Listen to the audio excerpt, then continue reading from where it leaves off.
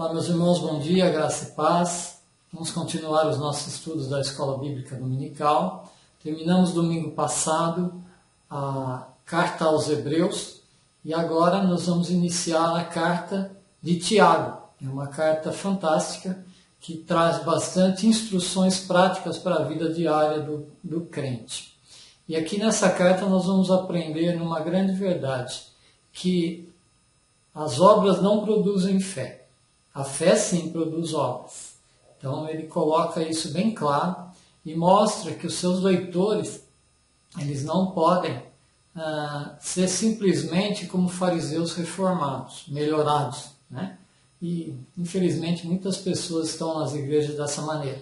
Eles abandonam a antiga religião, seja o catolicismo, o espiritismo, qualquer coisa, se apega à fé cristã, mas ela fica inoperante na vida, não há transformação.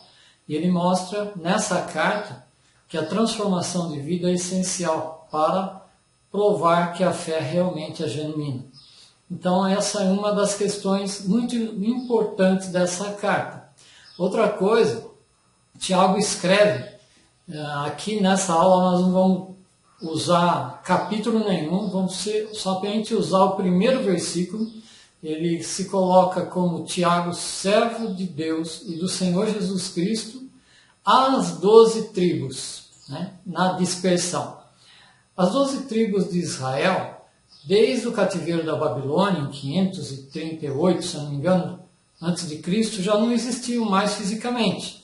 Então, o termo ali é apenas um termo aplicado ao povo de Deus, ou seja, significa a totalidade dos que creem em Jesus Cristo como seu Senhor. E também chama a atenção para a igreja como o novo povo pactual de Deus. Então o pacto de Deus agora não é mais com a nação judaica, e sim com a igreja do Senhor. Quando Jesus disse, eu edificarei a minha igreja e as portas do inferno não prevalecerão contra ela. Então esse é o povo de Deus agora. Mas ele tem alguns crentes em mente, ou seja, os cristãos judeus que moram fora da Palestina. Quando eles falam que estão na dispersão ou na diáspora, né, é outro termo usado para a dispersão dos judeus, por várias vezes os judeus foram dispersos pelo mundo, por causa de pecado, por causa de incredulidade.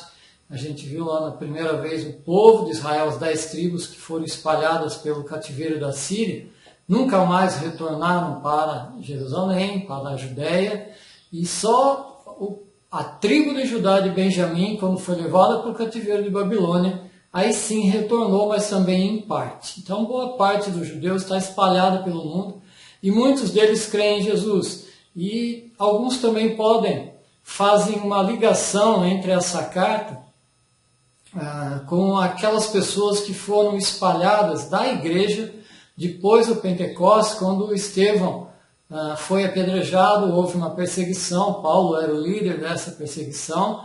Então ali fala que todos foram dispersos, com exceção dos 12 apóstolos.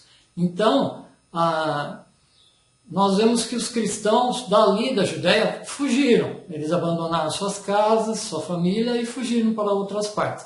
É para esse povo que Tiago está escrevendo.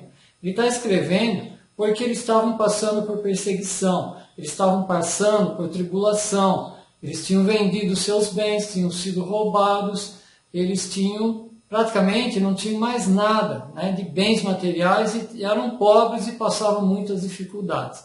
Basta a gente ver o livro de Atos, e a gente vê que Paulo faz coleta na Ásia para trazer ajuda para a igreja de Jerusalém. Agora, quem é esse Tiago, né? Aqui o autor ele classifica 4 Tiagos. Geralmente são 3 que são mais famosos, mas aqui ele colocou um quarto. Primeiro, nós temos 2 apóstolos com o nome de Tiago.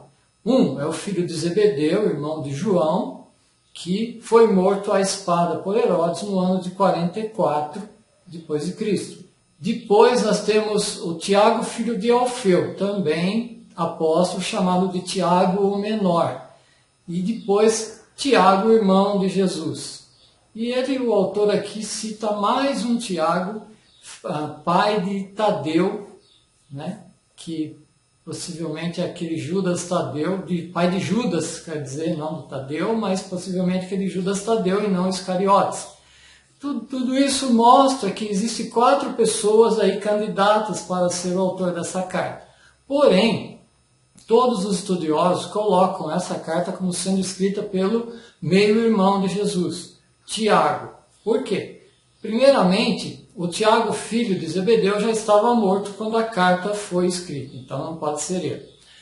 O outro Tiago, apóstolo, esse Tiago, quando escreve aqui, ele fala servo de Deus e do Senhor Jesus Cristo, ele não se identifica como apóstolo de Jesus, porque ele realmente não é. A Bíblia fala que os irmãos de Jesus, eles eram arredios, eles eram céticos, não acreditavam que Jesus era realmente o Messias.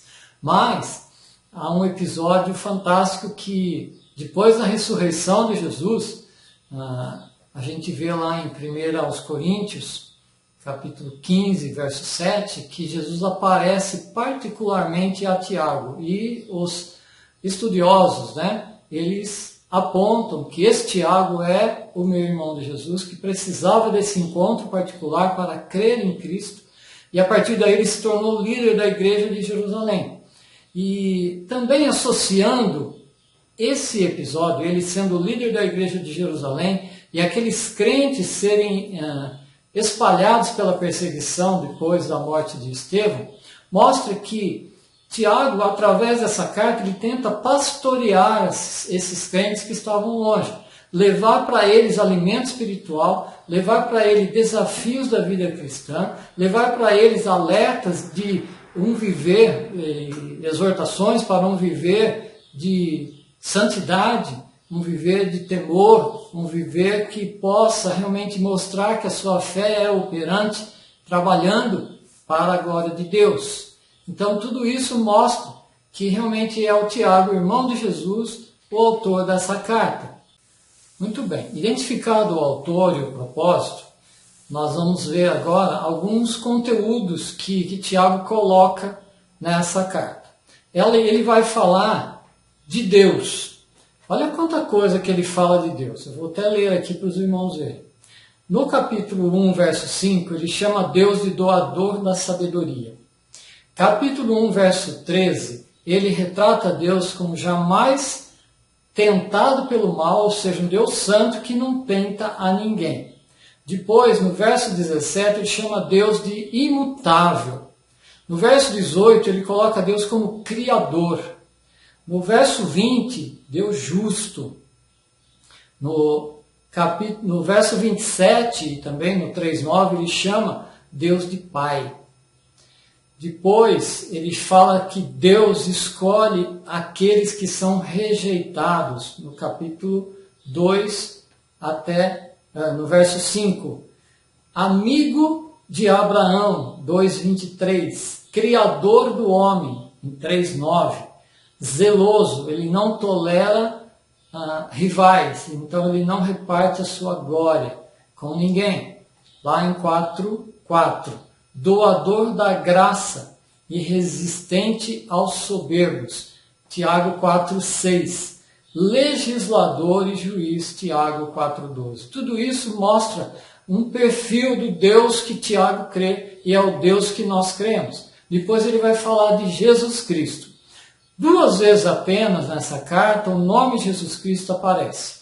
Depois tem 14 vezes que ele relaciona a palavra Senhor com a pessoa de Jesus. Ou seja, ele vincula o título Adonai, que o povo judeu se referia a Deus Pai, a Jesus.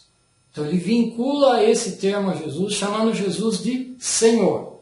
Jesus é o Senhor. Então ele mostra aqui que o Deus de Israel deve ser visto agora na pessoa do seu Filho Jesus Cristo. Isso nos faz lembrar lá da conversa de Jesus com Filipe, no Evangelho de João, quando ele fala, o Filipe fala, Senhor, mostra-nos o Pai, isso nos basta. E Jesus fala para Filipe, Filipe, estive tanto tempo com vocês e você não me conhece? Todo aquele que me vê, vê o Pai. Como você pode falar, mostra-nos o Pai? É isso que Tiago está se referindo aqui. Depois ele vai falar sobre fé e obras. Ele mostra que a maneira de crer que nós temos, a nossa confiança em Deus, a nossa fé, o conteúdo doutrinário que nós aprendemos, tudo isso retrata um cristão. Porém, essa fé tem que ser colocada em prática para que possa ser evidenciada. Certo? Não pode ser uma fé nula. E sem transformação de vida não tem como haver conversão. É uma fé ilusória, é uma fé que não salva. Então Tiago deixa isso bem claro. Ele associa a prática das obras à fé genuína. Não que seja salvação por obras. Isso aqui nós devemos deixar bem claro. Ele não contradiz Paulo, como Paulo fala lá, pela fé. Né? Nós somos salvos pela graça mediante a fé. Esse é o meio de salvação.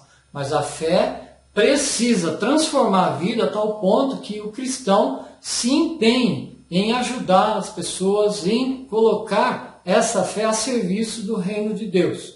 Então pensa aí, meu irmão, você tem colocado a sua vida como um instrumento de Deus para evidenciar a sua fé? Não para mostrar para as pessoas, olha como eu tenho fé, mas para ter no seu coração a convicção de que pertence a Deus e de que está sendo útil no reino dele para alcançar algumas outras pessoas que estão perdidas e você pode ter acesso a elas.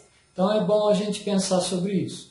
Depois ele vai falar sobre também escatologia, quando ele fala assim, o juízo está às portas. No capítulo 5, já no último capítulo dele, ele fala sobre escatologia. Escatologia é o estudo das últimas coisas.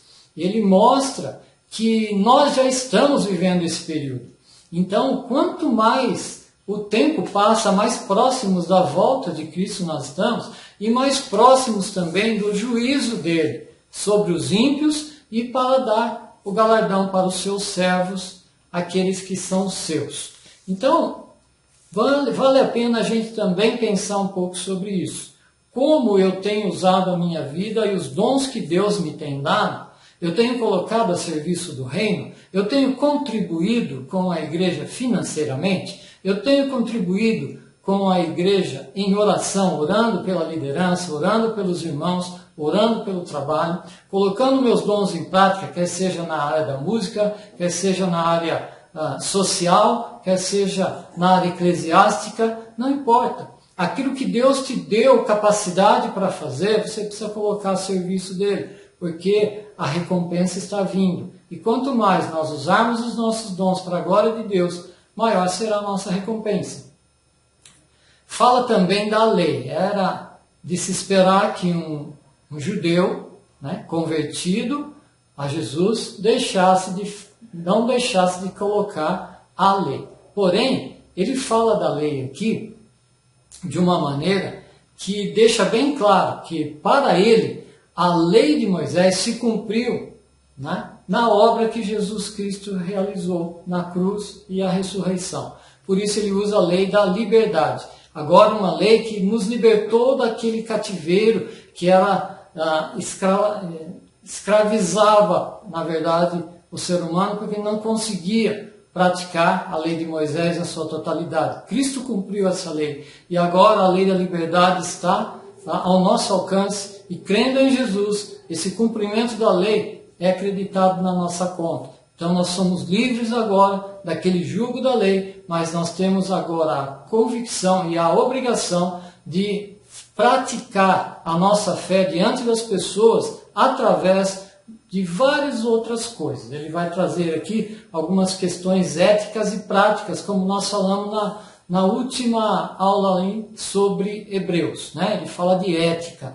Ética é o agir correto, com retidão, é o não enganar as pessoas, é ser correto no seu andar. Então ele vai falar aqui de algumas coisas, por exemplo, como provação. Ele vai começar com isso, porque a provação, na verdade, ela não é punição de Deus, mas é ela é disciplina e é usada para o crescimento espiritual. Ele vai falar de pobreza e de riqueza, vai falar de tentação, vai falar de socorro dos órfãos e das viúvas, vai falar de sabedoria, vai falar de acepção de pessoas, que a gente não deve fazer distinção entre uma e outra. Ele fala do mau uso da língua, isso é muito comum.